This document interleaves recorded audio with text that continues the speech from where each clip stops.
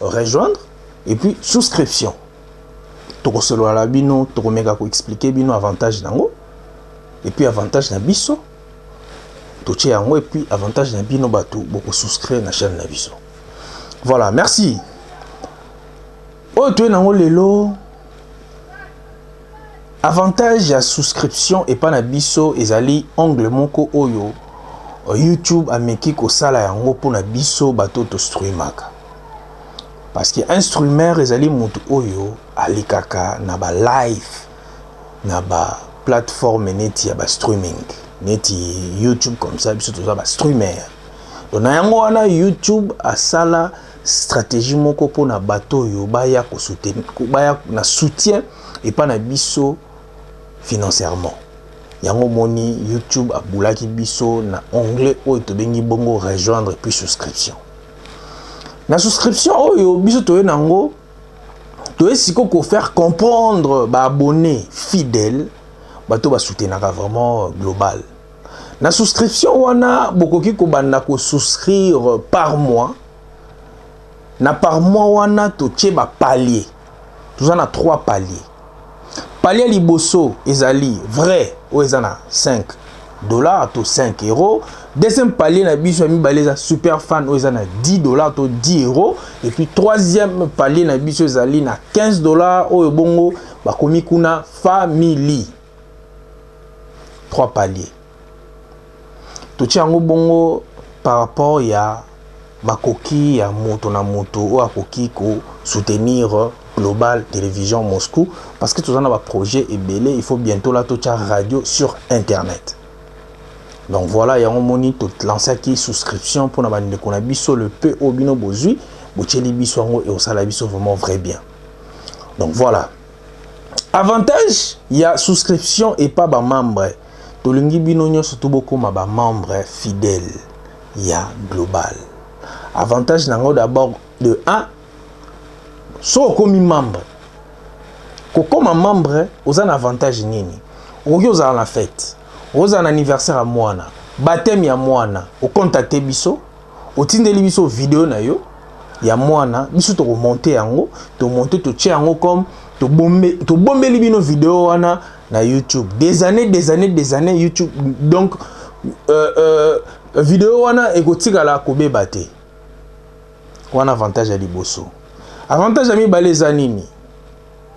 Okoki kozala commerçant ou commerçante, ozana posa ba produit na yo, to sala yo publicité ba produit na yo.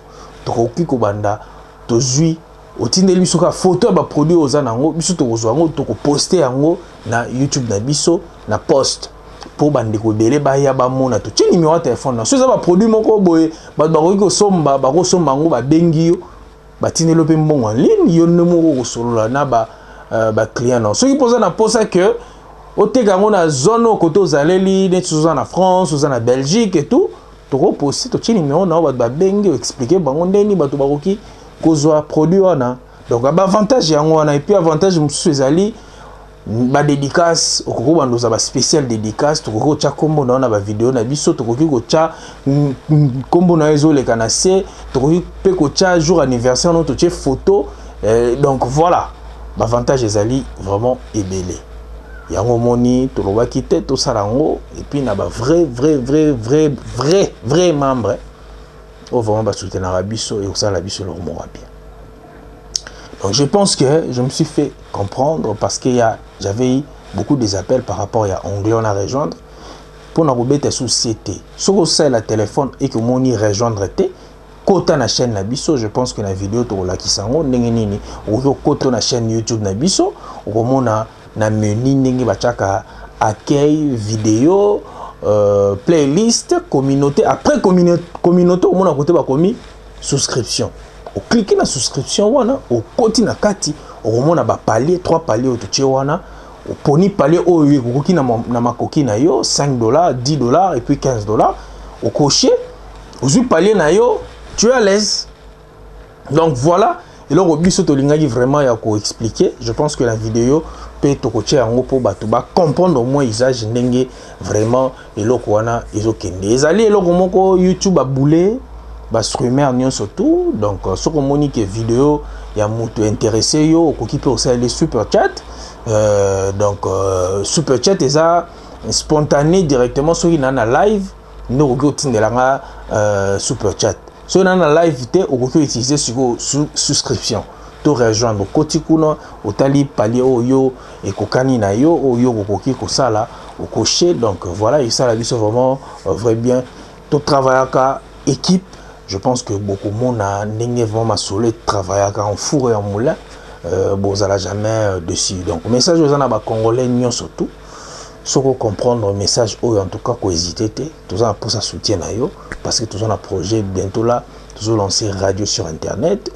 Il faut mettre qui t'a Congo, tu vends ici, tu déjà mettre ça déjà, tu sombi déjà mettre radio. Donc, ceux qui ont essayé de descendre pour quitter Congo pour tout installer radio et puis radio on a tout sur internet donc ça nous demande beaucoup de fiafi donc ça nous demande beaucoup d'argent et on monitor lancer qui vraiment souscription au peut pour aider bison le peu au côté malin mais tout meka ko achever projet oyo tout ça donc voilà tout petit mbote na batonyo surtout va soutenir la global.